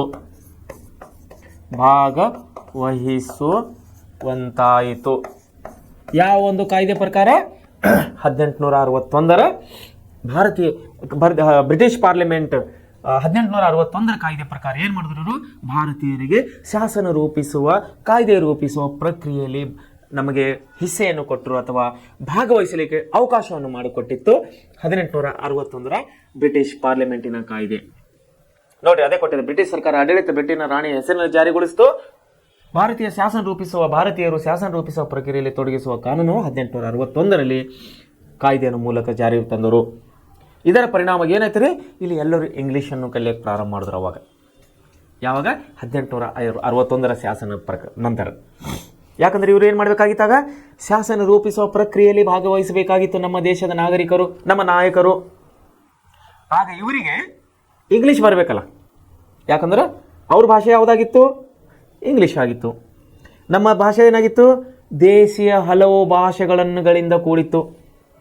ಮಹಾರಾಷ್ಟ್ರದಲ್ಲಿ ಹೋದರೆ ಮರಾಠಿ ಇತ್ತು, ತೆಲಂಗಾಣ ಹೋದರೆ ತೆಲುಗು ಇತ್ತು, ಕರ್ನಾಟಕ ಬಂದರೆ ಕನ್ನಡ ಇತ್ತು, ತಮಿಳುನಾಡಿಗೆ ಹೋದರೆ ತಮಿಳ್ ಇತ್ತು, ಉತ್ತರ ಪ್ರದೇಶಕ್ಕೆ ಮತ್ತು ಬೇರೆ ಬೇರೆ ಬಿಹಾರಕ್ಕೆ ಹೋದರೆ ಬಿಹಾರಿ ಲ್ಯಾಂಗ್ವೇಜ್ ಇತ್ತು. ವಿಭಿನ್ನತೆಗಳಿಂದ ಕೂಡಿದಂಥ ನಮ್ಮ ದೇಶವಾಗಿತ್ತು. ಅನೇಕ ಭಾಷೆಗಳು, ಅನೇಕ ಧರ್ಮಗಳು, ಅನೇಕ ಕುಲಗಳು, ಅನೇಕ ಪ್ರಾಂತಗಳಿಂದ ಕೂಡಿದಂಥ ಈ ಬೃಹತ್ತಾದಂಥ ದೇಶಕ್ಕೆ ಶಾಸನ ರೂಪಿಸುವ ಪ್ರಕ್ರಿಯೆಯಲ್ಲಿ ಭಾಗವಹಿಸಲು ಅವಕಾಶ ಸಿಕ್ಕಿತ್ತು 1861ರ ಬ್ರಿಟಿಷ್ ಪಾರ್ಲಿಮೆಂಟ್ ಕಾಯ್ದೆ ಪ್ರಕಾರ. ಆದರೆ ಏನು ಮಾಡೋದು? ನಮ್ಮವರಿಗೆ ಇಂಗ್ಲೀಷ್ ಬರ್ತಿದ್ದಿಲ್ಲ. ಯಾಕಂದರೆ ನಮ್ಮ ಸ್ಥಳೀಯ ಭಾಷೆಗಳೇ ಬೇರೆ ಆಗಿದ್ದವು. ಪರಿಣಾಮವಾಗಿ ನಮ್ಮ ನಾಯಕರು, ನಮ್ಮ ಸ್ವತಂತ್ರ ಹೋರಾಟಗಾರರು ಇಂಗ್ಲೀಷ್ ಕಲಿಯುವಂತೆ ಪ್ರೇರೇಪಿಸಿತ್ತು. ಇಂಗ್ಲೀಷ್ ಭಾಷೆಯನ್ನು ಕಲೀಲಿಕ್ಕೆ ಈಗ ಅವಕಾಶ ಸಿಕ್ತು ನಮ್ಮವರಿಗೆ. ಇಂಗ್ಲೀಷ್ ಭಾಷೆಯನ್ನು ಕಲಿಯೋದು ಅನಿವಾರ್ಯ ಕೂಡ ಆಯಿತು. ಆಗ ಏನಾಯ್ತು? ಎಲ್ಲರೂ ಇಂಗ್ಲೀಷ್ ಕಲಿಯೋದ್ರಿಂದ ನಮ್ಮ ದೇಶದಲ್ಲಿ, ನಮ್ಮ ದೇಶದ ಹೋರಾಟಗಾರರಲ್ಲಿ, ನಮ್ಮ ಸ್ವತಂತ್ರ ಚಳವಳಿಗಾರರಿಗೆ ಭಾರತೀಯತೆ ಅಥವಾ ರಾಷ್ಟ್ರೀಯತೆ ಮನೋಭಾವನೆಯಲ್ಲಿ ಮೂಡ್ತಾ ಬರ್ತಾ ಇತ್ತು. ಅದನ್ನೇ ಕೊಟ್ಟಿದ್ದಾರೆ ನೋಡ್ರಿ ಇಲ್ಲಿ. ಹೊಸ ಇಂಗ್ಲೀಷನ್ನು ಕಲಿತ ಹೊಸ ವಿದ್ಯಾವಂತ ವರ್ಗ ರಾಷ್ಟ್ರೀಯ ಪರಿಕಲ್ಪನೆಯನ್ನು ಸ್ಪಷ್ಟಗೊಳಿಸುವ ಮತ್ತು ಜನರ ಜೊತೆ ಹಂಚಿಕೊಳ್ಳುವ ಪ್ರಯತ್ನವನ್ನು ಮಾಡಿದ್ದರಿಂದ ಇಲ್ಲಿ ರಾಷ್ಟ್ರೀಯ ಒಂದು ಆಶಯವಾಗಿ, ರಾಷ್ಟ್ರೀಯತೆ ಏನಾಯ್ತು ಇಲ್ಲಿ? ಒಂದು ಆಶಯವಾಗಿ ಬೆಳೆಯಿತು, ಸ್ಪಷ್ಟ ರೂಪ ಪಡೆಯುತ್ತಿಲ್ಲಿ. ಇದರ ಮುಂದುವರಿದ ಸಾಂಸ್ಥಿಕ ರೂಪವೇ ನಮ್ಮ ಭಾರತೀಯ ರಾಷ್ಟ್ರೀಯ Congress, national Congress of India ಅಂತ ಹೇಳಿ, NCI ಅಂತ ಹೇಳಿ ನಾವು ಕರೆಯೋರಾಗಿದ್ದೇವೆ. ಭಾರತೀಯ ರಾಷ್ಟ್ರೀಯ ಕಾಂಗ್ರೆಸ್ ಇದೊಂದು ಪಕ್ಷವಾಗಿ, ಅಂದರೆ ಅವತ್ತಿನ ಕಾಲದಲ್ಲಿ ಇದು ಒಂದು ರಾಷ್ಟ್ರೀಯ ಸ್ವಾತಂತ್ರ್ಯ ಹೋರಾಟದ ಪಕ್ಷವಾಗಿ ಇಲ್ಲಿ ಉದಯವಾಗಿದ್ದನ್ನು ನಾವು ಕಾಣ್ತಾ ಇದ್ದೀವಿ. NCI, national Congress of India, ಭಾರತೀಯ ರಾಷ್ಟ್ರೀಯ ಕಾಂಗ್ರೆಸ್, ಇದನ್ನು ರೂಪುಗೊಂಡಿತ್ತು 1861ರ ಕಾಯ್ದೆಯ ನಂತರ. ಯಾಕೆ ರೂಪುಗೊಂಡಿತು? ಇಲ್ಲಿ ನಮ್ಮ ಭಾರತೀಯರಿಗೆ ಕಾಯ್ದೆಯನ್ನು ರೂಪಿಸುವ ಪ್ರಕ್ರಿಯೆಯಲ್ಲಿ ಭಾಗವಹಿಸುವಂತೆ ಬ್ರಿಟಿಷ್ ಸರ್ಕಾರವು ಇಲ್ಲಿ ಅವಕಾಶವನ್ನು ಮಾಡಿಕೊಟ್ಟಿತ್ತು. ಇದರ ಪರಿಣಾಮವಾಗಿ ಅನಿವಾರ್ಯತೆಯಿಂದ ನಮ್ಮ ನಾಯಕರೆಲ್ಲರೂ ಇಂಗ್ಲಿಷನ್ನು ಕಲಿಯಲಿಕ್ಕೆ ಬಂದರು. ಇಂಗ್ಲಿಷನ್ನು ಕಲಿಯಲಿಕ್ಕೆ ಬಂದಾಗ ಎಲ್ಲರಲ್ಲಿ ಏನಂತ ಪರಸ್ಪರ ದೇಶಾಭಿಮಾನವನ್ನು ಇಲ್ಲಿ ಮೂಡ್ತಾ ಬಂತು. ನಮ್ಮ ಎಲ್ಲ ಸ್ವತಂತ್ರ ಹೋರಾಟಗಾರರು, ನಮ್ಮ ಎಲ್ಲ ನಾಯಕರಿಗೆ, ನಮ್ಮ ಎಲ್ಲ ಸ್ವತಂತ್ರ ಚಳವಳಿಗಾರರಿಗೆ ಇಂಗ್ಲಿಷನ್ನು ಕಲಿಯುವಂಥ ಪರಿಸ್ಥಿತಿ ಬಂತಿಲ್ಲ. ಅದರಿಂದ ಏನು ಉಪಯೋಗ ಆಯ್ತು ಅಂದರೆ, ಎಲ್ಲರೂ ಇಂಗ್ಲಿಷ್ ಕಲಿಯೋದ್ರಿಂದ ಅವರೆಲ್ಲರಿಗೆ ರಾಷ್ಟ್ರೀಯತೆ ಬಗ್ಗೆ ಮನೋಭಾವನೆಯನ್ನು ಮೂಡ್ತಾ ಬಂತು. ನಮ್ಮ ದೇಶದ ಚಳವಳಿಗಾರಿಗೆ ಏನಾಯ್ತು ಇಲ್ಲಿ? ರಾಷ್ಟ್ರೀಯತೆಯನ್ನು ಬೆಳೆಯುವಂತೆ ಇಲ್ಲಿ ಅನುಕೂಲ ಆಗಿಬಿಡ್ತು. ರಾಷ್ಟ್ರೀಯತೆಯನ್ನು ಉದಯ ಆಗುವಂತೆ ಇಲ್ಲಿ ಪ್ರೇರಣೆಯನ್ನು ಕೊಡ್ತು 1861ರ ಬ್ರಿಟಿಷ್ ಸಂಸತ್ತು ಕಾಯ್ದೆ ಪ್ರಕಾರ. ಸೊ ಮುಂದೆ ಏನಾಯ್ತು? ಭಾರತದಲ್ಲಿ ಬ್ರಿಟಿಷ್ ಸಾಮ್ರಾಜ್ಯದ ಸ್ಥಾಪನೆಯು ವಿರೋಧಿಸಿದ ಸನ್ನಿವೇಶಗಳು ಹಲವು. ನೋಡ್ರಿ, ಯಾವ್ಯಾವ ಭಾಗದಲ್ಲಿ ಬ್ರಿಟಿಷರು ತನ್ನ ಸಾಮ್ರಾಜ್ಯನ ವಿಸ್ತರಣೆಯನ್ನು ಮಾಡಲಿಕ್ಕೆ ಹೋಗ್ತಾ ಇದ್ರು ಅಲ್ಲಿ ವಿರೋಧವನ್ನು ಎದುರಿಸ್ತಾ ಬಂದವರು ಇವರು ನಮ್ಮ ದೇಶೀಯರಿಂದ, ನಮ್ಮ ದೇಶದ ರಾಜರಿಂದ, ಸ್ಥಳೀಯ ನಿವಾಸಿಗಳಿಂದ, ದೇಶವಾಸಿಗಳಿಂದ ಇವರು ಏನು ಮಾಡಿದವರು? ಇವರು ಪ್ರತಿರೋಧವನ್ನು ಎದುರಿಸ್ತಾ ಬರ್ತಾ ಇದ್ದರು ಬ್ರಿಟಿಷರು. ಎಲ್ಲಿ ಕಾಲಿಟ್ರು ಅವರಿಗೆ ವಿರೋಧವನ್ನು ಕಾಣ್ತಾ ಬರ್ತಾ ಇತ್ತು. ಬಿಹಾರ, ಪಶ್ಚಿಮ ಬಂಗಾಳ, ಗುಜರಾತ್ ಎಲ್ಲಿ ಅವರು ಕಾಲಿಟ್ರು ಅಲ್ಲಿ ಅವರಿಗೆ ವಿರೋಧತೆಯನ್ನು ಕಾಣ್ತಾ ಬರ್ತಾ ಇತ್ತು. ಹಲವು ಸನ್ನಿವೇಶಗಳನ್ನು ಇವರು ಕಾಣ್ತಾ ಇದ್ದರು ಬ್ರಿಟಿಷರು. ಅನೇಕ ರಾಜ್ಯ ಪ್ರಭುತ್ವಗಳು ಬ್ರಿಟಿಷರ ವಿರುದ್ಧ ಹೋರಾಡಿದರು. ಬ್ರಿಟಿಷರ ವಿರುದ್ಧವಾಗಿ ಇಲ್ಲಿ ಹೋರಾಡುವಂಥ ಪರಿಸ್ಥಿತಿ ಬಂತು ನಮ್ಮ ರಾಜ ಪರ್ವತರು ಕೂಡ. ಅವರ ಹಿತಾಸಕ್ತಿಗಾಗಿ ಆಗಿತ್ತು. ನೋಡಿ, ರಾಜ ಪರ್ವತಗಳು ಏನು ಮಾಡಿದ್ರು, ಬ್ರಿಟಿಷರ ವಿರುದ್ಧ ಏನು ಹೋರಾಡ್ತಾ ಇದ್ದಾರಲ್ಲ, ರಾಜರು ಹೋರಾಡೋದು ಅವರ ಹಿತಾಸಕ್ತಿಗಾಗಿತ್ತು. ಅವರ ಸಾಮ್ರಾಜ್ಯವನ್ನು ಕಾಪಾಡಿಕೊಳ್ಳಲಿಕ್ಕೆ ಅವರು ಹೋರಾಡ್ತಾ ಇದ್ದರು. ತನ್ನ ಸಾಮ್ರಾಜ್ಯದ ಜೀವನವನ್ನು ಕಾಪಾಡಲಿಕ್ಕೆ, ಆಸ್ತಿ ಪಾಸ್ತಿಯನ್ನು ಕಾಪಾಡಲಿಕ್ಕೆ ಅವರು ರಾಜರು ಹೋರಾಡ್ತಾ ಇದ್ದರೆ ವಿನ ಇದು ಸ್ವಾತಂತ್ರ್ಯ ಹೋರಾಟದ ಚಳವಳಿ ಆಗಲಿಲ್ಲ. ಹಿತಾಸಕ್ತಿಗಾಗಿ ಅವರು ಹೋರಾಡ್ತಾ ಇದ್ದರು. ಮುಂದೇನಾಯ್ತು, 1857 ಪ್ರಥಮ ಸ್ವಾತಂತ್ರ್ಯ ಸಂಗ್ರಾಮದ ನಂತರ ಹಲವಾರು ಬದಲಾವಣೆಗಳು ನಾವು ಇಲ್ಲಿ ಕಾಣುವರಾಗಿದ್ದೇವೆ.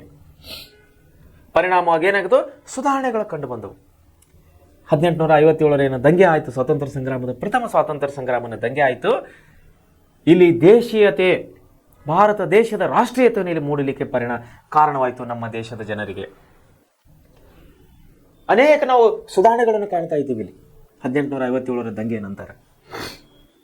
ಏನೇನು ಸುಧಾರಣೆಗಳು ಕಾಣ್ತಾ ಇದ್ದೀವಿ ನಾವು?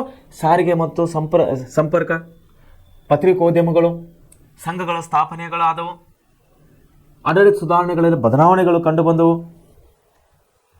ಜನರಲ್ಲಿ ಅಲ್ಲಲ್ಲಿ ಸಂಘಟಿತರಾಗಿ ತಮ್ಮ ಹಿತಾಸಕ್ತಿಗಳನ್ನು ಕಾಯ್ದುಕೊಳ್ಳಲು ಸಂಸ್ಥೆಗಳನ್ನು ಅನೇಕ ಪ್ರಾಂತಗಳಲ್ಲಿ ಹುಟ್ಟು ಹಾಕಿದರು.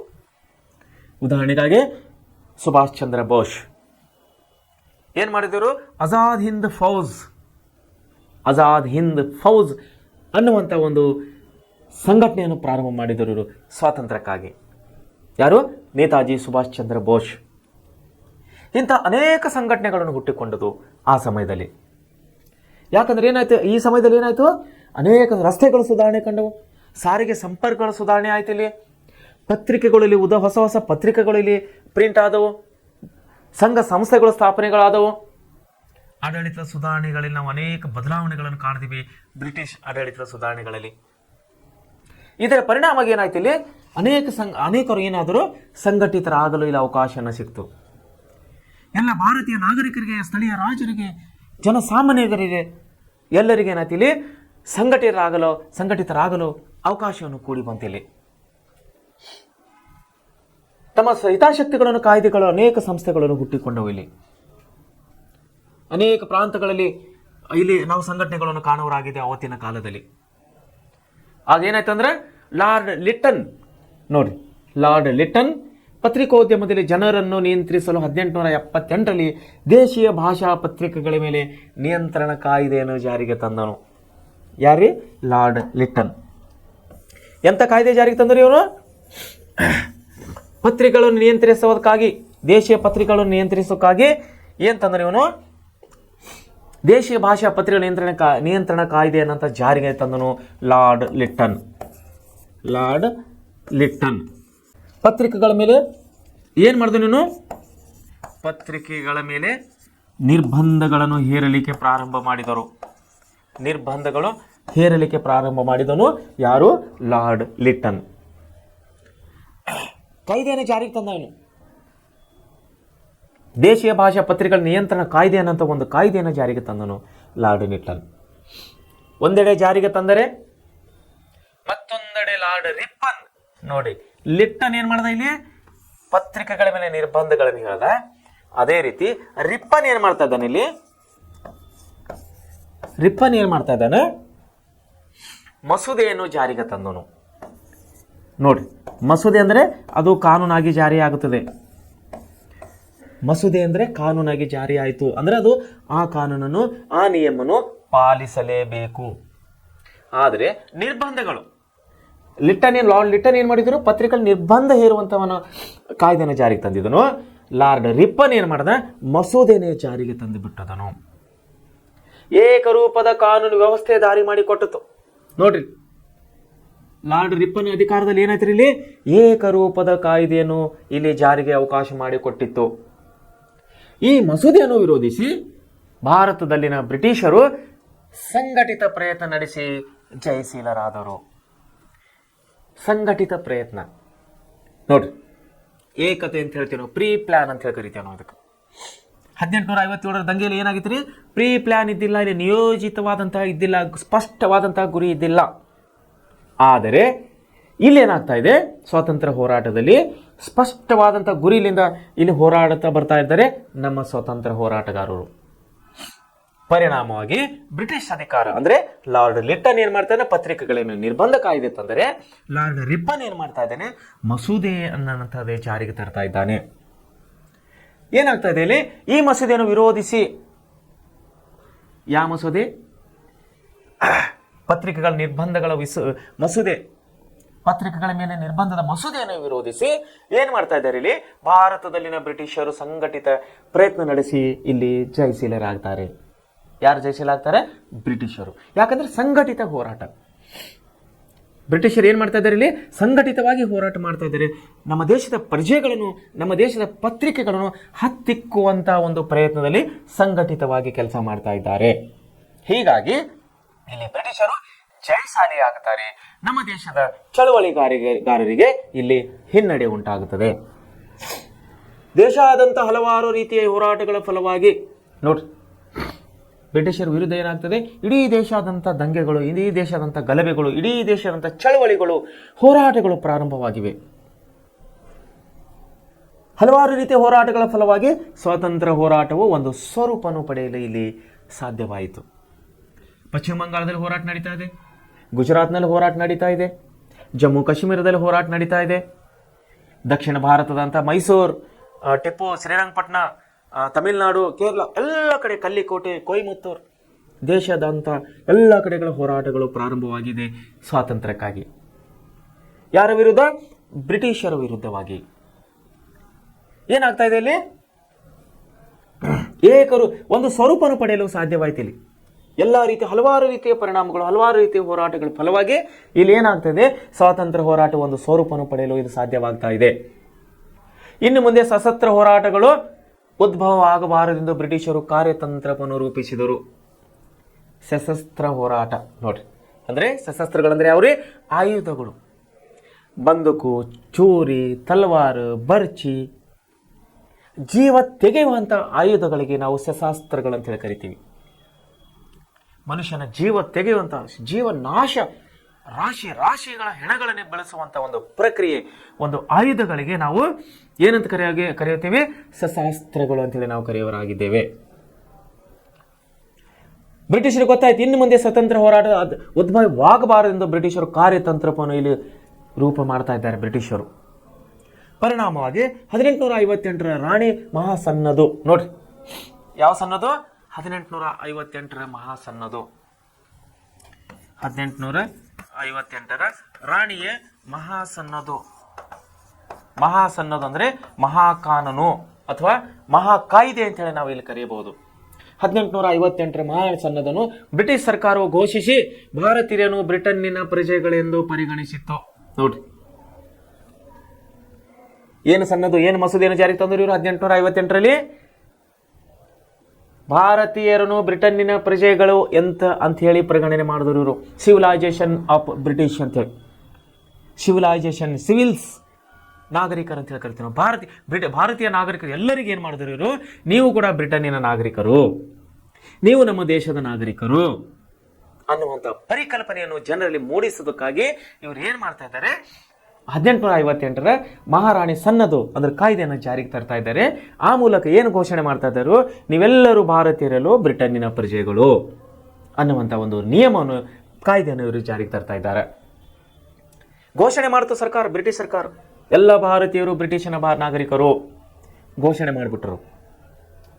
ನಂತರದ ಬೆಳವಣಿಗೆಗಳಲ್ಲಿ ಏನಾಗ್ತಾ ಇದೆ? ಉನ್ನತ ವರ್ಗದ ಇಂಗ್ಲಿಷ್ ವಿದ್ಯಾಭ್ಯಾಸವನ್ನು ಕಲಿತ ಹೊಸ ಪೀಳಿಗೆಯ ಭಾರತೀಯರನ್ನು ಸಂವಿಧಾನಾತ್ಮಕವಾಗಿ ತಮ್ಮ ಹಕ್ಕುಗಳಿಗಾಗಿ ಹೋರಾಟ ಮಾಡಲು ಆರಂಭಿಸಿದರು. ಯಾರೇ? ಇಂಗ್ಲಿಷ್ ಕಲಿತವ್ರು. ಯಾಕಂದ್ರೆ ಇಂಗ್ಲಿಷ್ ಕಲಿತವ್ರಿಗೆ ಗೊತ್ತಾಯ್ತು ಈ ಬ್ರಿಟಿಷ್ ಏನೇನು ಮಾಡ್ತಾ ಇದ್ದಾರೆ. ಯಾಕಂದ್ರೆ ಲ್ಯಾಂಗ್ವೇಜ್ ಬರ್ತಾ ಇದ್ದಲ್ಲಿ ಸಂಪರ್ಕ ಭಾಷೆ, ಬ್ರಿಟಿಷರಿಗೆ ನಮ್ಮ ಭಾರತೀಯರಿಗೆ ಸಂಪರ್ಕವಾಗಿತ್ತು ಇಂಗ್ಲಿಷ್ ಭಾಷೆ. ಯಾಕಂದ್ರೆ ಇಂಗ್ಲಿಷ್ ಮಾತಾಡಿದ್ರೆ ಬ್ರಿಟಿಷರಿಗೆ ಗೊತ್ತಾಗ್ತಿತ್ತು, ಕನ್ನಡ ಮಾತಾಡಿದ್ರೆ ಅವರಿಗೆ ಗೊತ್ತಾಗ್ತಾ ಇದ್ದಿಲ್ಲ. ಅಥವಾ ಮರಾಠಿ, ಹಿಂದಿ, ತಮಿಳು, ಉರ್ದು, ನಮ್ಮ ದೇಶೀಯ ಭಾಷೆಗಳು ಯಾವುದೇ ಭಾಷೆ ಮಾತಾಡಿದ್ರೆ ಅವರಿಗೆ ಗೊತ್ತಾಗೋದಿಲ್ಲ. ಆದರೆ ಇಂಗ್ಲಿಷ್ ಭಾಷೆ ಮಾತಾಡಿದ್ರೆ ಅವರಿಗೆ ಗೊತ್ತಾಗ್ತದೆ. ಯಾರಿಗೆ? ಬ್ರಿಟಿಷರಿಗೆ. ಸೊ ಇವರೇನು ಮಾಡೋದು? ಕಾನೂನು ರೂಪಿಸುವ ಪ್ರಕ್ರಿಯೆಯಲ್ಲಿ ನಮ್ಮ ದೇಶರಿಗೆ ಇವರು ಸ್ಥಾನವನ್ನು ಕೊಟ್ಟಿದ್ದರು. ಆಗ ನಮ್ಮ ಹೋರಾಟಗಾರರು ಕಾನೂನು ರೂಪಿಸುವ ಪ್ರಕ್ರಿಯೆಯಲ್ಲಿ ಭಾಗವಹಿಸೋರು ಎಲ್ಲರೂ ಇಂಗ್ಲಿಷನ್ನು ಕಲಿಬೇಕಾಯಿತು. ಇಂಗ್ಲೀಷನ್ನು ಕಲಿತಾಗ ಏನಾಯ್ತು ಇಲ್ಲಿ? ನಮ್ಮ ದೇಶದ ಜನರಿಗೆ ರಾಷ್ಟ್ರೀಯತೆಯನ್ನು ಮೂಡಿತು. ಬ್ರಿಟಿಷರಿಗೆ ಗೊತ್ತಾಯ್ತು ಇವರೇನು ಮುಂದೆ ಶಾಣೆ ಆಗ್ತಾರ, ಇವರೇನು ಮುಂದೆ ಶಾಣೆ ಆಗ್ತಾರೆ ಅನ್ಕೊಂಡು ಏನು ಮಾಡಿದವರು, ಎಲ್ಲ ಇಂಗ್ಲೀಷ್ ಕಲ್ತವರಿಗೆ ಉನ್ನತ ವರ್ಗದ ಇಂಗ್ಲೀಷ್ ವಿದ್ಯಾಭ್ಯಾಸವನ್ನು ಹೊಸ ಪೀಳಿಗೆಗಳು ಏನು ಮಾಡಿದ್ರು, ಇವರು ಭಾರತೀಯ ಸಂವಿಧಾನಾತ್ಮಕವಾಗಿ ಭಾರತೀಯ ರೂಲ್ಸ್ ರೆಗ್ಯುಲೇಷನ್ ನಮ್ಮ ಕಾನೂನಲ್ಲಿ ಏನು ಮಾಡಿದ್ರು, ಇವರು ತಮ್ಮ ಹಕ್ಕುಗಳಿಗಾಗಿ ಹೋರಾಟ ಮಾಡಲು ಆರಂಭಿಸಿದವರು ನಮ್ಮ ಹೋರಾಟಗಾರರು ಇಂಗ್ಲೀಷ್ ಕಲ್ತವರು. ಇವರ ಒಟ್ಟಾರೆ ಪ್ರಯತ್ನಗಳ ಪ್ರತಿಫಲವೇ ಯಾರ ಪ್ರಯತ್ನಗಳ ಪ್ರತಿಫಲ? ನಮ್ಮ ದೇಶದ ನಾಗರಿಕರ, ನಮ್ಮ ಹೋರಾಟಗಾರರ ಪ್ರಯತ್ನಗಳ ಫಲವೇ ಭಾರತೀಯ ರಾಷ್ಟ್ರೀಯ ಕಾಂಗ್ರೆಸ್ ಸ್ಥಾಪನೆ ಆಗಲಿಕ್ಕೆ ಇಲ್ಲಿ ನಾಂದಿ ಆಯಿತು. ನ್ಯಾಷನಲ್ ಕಾಂಗ್ರೆಸ್ ಆಫ್ ಇಂಡಿಯಾ ಅಂತ ಹೇಳಿ, ಅಂದರೆ ಭಾರತೀಯ ರಾಷ್ಟ್ರೀಯ ಕಾಂಗ್ರೆಸ್ ಅನ್ನು ಇಲ್ಲಿ ಸ್ಥಾಪನೆ ಆಗುವಂಥದ್ದು ಅಂಶವನ್ನು ನಾವಿಲ್ಲಿ ನೋಡ್ತಾ ಇದ್ದೀವಿ. ಸೊ ಏನಾಗ್ತಂದ್ರೆ ಭಾರತೀಯ ರಾಷ್ಟ್ರೀಯ ಕಾಂಗ್ರೆಸ್ ಇಲ್ಲಿ ಏನು ಪ್ರಾರಂಭ ಆಗ್ತಾ ಇದೆ? ಭಾರತೀಯ ರಾಷ್ಟ್ರೀಯ ಕಾಂಗ್ರೆಸ್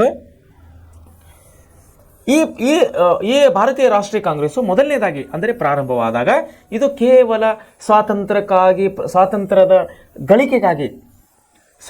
ಗಳಿಕೆಗಾಗಿ ಹುಟ್ಟಿಕೊಂಡುವಂತ ಒಂದು ಸಂಘಟನೆ ಭಾರತೀಯ ರಾಷ್ಟ್ರೀಯ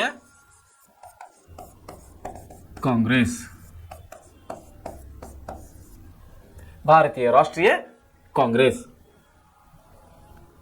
ಭಾರತದ ಸ್ವಾತಂತ್ರ್ಯವನ್ನು ಗಳಿಸುವುದಕ್ಕಾಗಿ ನಮ್ಮ ದೇಶದ ಎಲ್ಲ ಯುವ ಜನರನ್ನು, ಎಲ್ಲ ಜನಸಾಮಾನ್ಯರನ್ನು ಒಟ್ಟುಗೂಡಿಸಲಿಕ್ಕೆ ಹುಟ್ಟಿಕೊಂಡಂತ ಒಂದು ಸಂಘಟನೆ. ರಾಜಾರಾಮ್ ಮೋಹನ್ ರಾಯ್ ಅವರ ಕಾಲದಿಂದಲೂ ಅಂದರೆ ಧಾರ್ಮಿಕ ಪದ್ಧತಿ ಹಿಡ್ಕೊಂಡು, ಸಾಮಾಜಿಕ ಸುಧಾರಣೆ ಚಳವಳಿ ಹಿಡ್ಕೊಂಡು, ರಾಜಾರಾಮ್ ಮೋಹನ್ ರಾವ್ ಕಾಲದಿಂದಲೂ ಮಧ್ಯಮ ವರ್ಗದ ಭಾರತೀಯರ ಮನಸ್ಸು ಹೊಸ ಸಂದರ್ಭಗಳಲ್ಲಿ ಹೊಸ ಸವಾಲುಗಳನ್ನು ಎದುರಿಸಲು ಸಜ್ಜಾಗ್ತಾ ಇತ್ತು. ಯಾರು ಸಜ್ಜಾಗ್ತಾ ಇದ್ರು? ನಮ್ಮ ದೇಶೀಯ ನಾಯಕರು, ನಮ್ಮ ಹೋರಾಟಗಾರರು, ನಮ್ಮ ದೇಶದ ಚಿಂತನಶೀಲರು, ನಮ್ಮ ದೇಶದ ಯುವಕರು, ವಿಚಾರವಂತರು. ಇವರೆಲ್ಲ ಎದಕ್ಕೆ ಸಜ್ಜಾಗಿದ್ದವರು? ಇವರು ಹೊಸ ಸಂದರ್ಭಗಳಲ್ಲಿ ಹೊಸ ಸವಾಲುಗಳನ್ನು ಎದುರಿಸಲು ಸಜ್ಜಾಗ್ತಾ ಇದ್ದರು. ಈ ನಿಟ್ಟಿನಲ್ಲಿ ದೇಶಾದ್ಯಂತ ಹಲವಾರು ಸಂಘ ಸಂಸ್ಥೆಗಳು ಹುಟ್ಟಿಕೊಂಡಿದ್ದವು. ನಮ್ಮ ದೇಶದ ಜನರನ್ನು ಒಗ್ಗೂಡಿಸುವುದಕ್ಕಾಗಿ, ರಾಷ್ಟ್ರೀಯತೆಯನ್ನು ಬೆಳೆಸುವುದಕ್ಕಾಗಿ, ರಾಷ್ಟ್ರೀಯ ಮನೋಭಾವನೆಯನ್ನು ತರುವುದಕ್ಕಾಗಿ, ರಾಷ್ಟ್ರೀಯತೆಯನ್ನು ಬೆಳೆಸುವುದಕ್ಕಾಗಿ ಅನೇಕ ಸಂಘ ಸಂಸ್ಥೆಗಳು ಹುಟ್ಟಿಕೊಂಡಿದ್ದವು. ಹೀಗೆ ಸ್ಥಾಪನೆಯಾದ ಸಂಘಟನೆಗಳಲ್ಲಿ ದ ಹಿಂದೂ ಮೇಳ ನೋಡಿ, ದಿ ಹಿಂದೂ ಮೇಳ್, ಆಮೇಲೆ the Hindu Mela, the East India associations, Poona Sarvajanik Sabha, the Indian associations ಪ್ರಮುಖವಾಗಿದ್ದವು. ಇವುಗಳು ಸೀಮಿತ ಎಲ್ಲೆ ಮತ್ತು ಹಿತಾಸಕ್ತಿಗಳನ್ನು ಒಳಗೊಂಡಿದ್ದವು. ಈ ಸಂಘಟನೆಗಳು ಏನಾಗಿದ್ರೆ ಸಂಘಟನೆಗಳು ಸೀಮಿತ ಹಿತಾಸಕ್ತಿಗಳನ್ನು ಒಳಗೊಂಡಿದ್ದವು. ಕಾಲಾಂತರದಲ್ಲಿ ರಾಷ್ಟ್ರ ಮಟ್ಟದಲ್ಲಿ ಒಗ್ಗೂಡಲು ಕಾತುರದಿಂದ ಕಾಯುತ್ತಿದ್ದವು. ಇಂತಹ ಒಂದು ಅಖಿಲ ಭಾರತೀಯ ಮಟ್ಟದ ಸಂಘಟನೆಯನ್ನು ಸ್ಥಾಪಿಸುವ ಸಂದರ್ಭದವು ಇಲ್ಲಿ ಕೂಡಿ ಬಂತು. ಅದು 1885 ನೋಡಿ, 1885 ಎ.ಓ. ಹೂಮ್ ನೋಡಿ, ಎ.ಓ.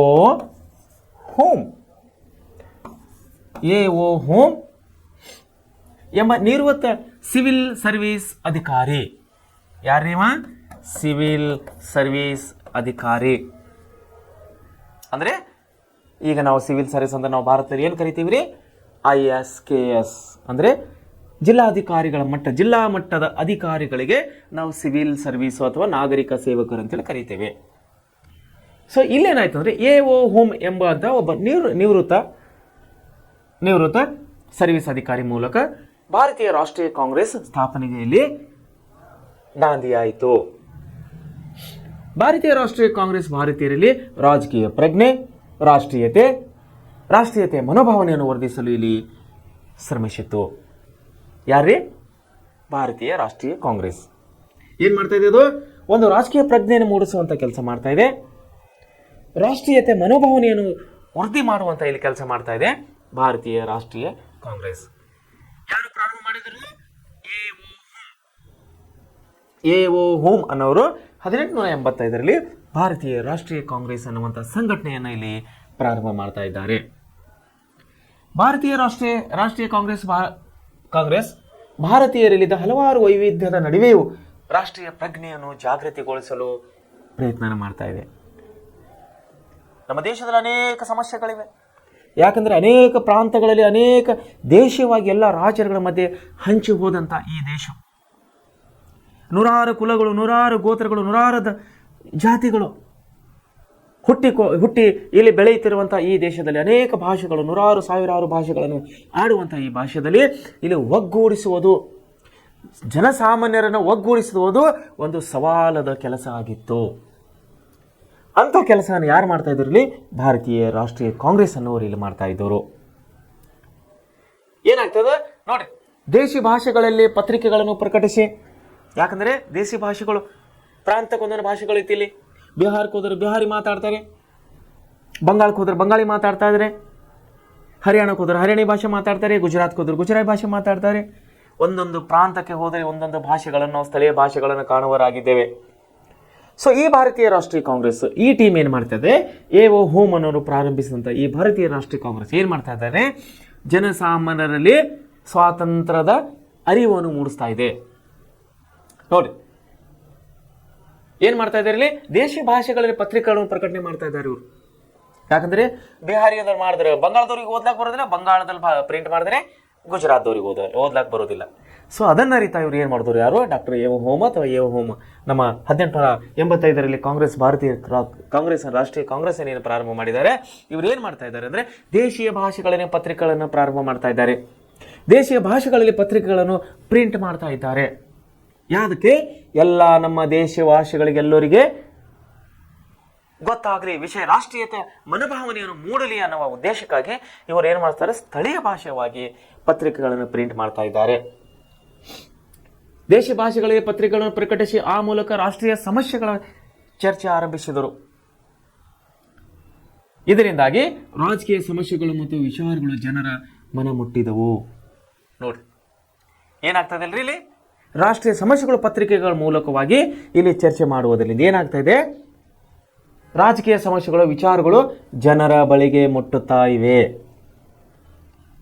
ಭಾರತೀಯ ರಾಷ್ಟ್ರೀಯ ಕಾಂಗ್ರೆಸ್ನ ಬಲವರ್ಧನೆಯನ್ನು ಗಮನಿಸಿದ ಬ್ರಿಟಿಷರು ಏನಾಗ್ತದೆ ಇಲ್ಲಿ? ಭಾರತೀಯ ರಾಷ್ಟ್ರೀಯ ಕಾಂಗ್ರೆಸ್ ಏನು ಮಾಡ್ತಾ ಇದೆ? ಇಲ್ಲಿ ಜಾಗೃತಿಯನ್ನು ಮಾಡ್ತಾ ಇದೆ. ಜನಸಾಮಾನ್ಯರಿಗೆ ದೇಶಭಕ್ತಿಯನ್ನು ಮೂಡಿಸ್ತಾ ಇದೆ.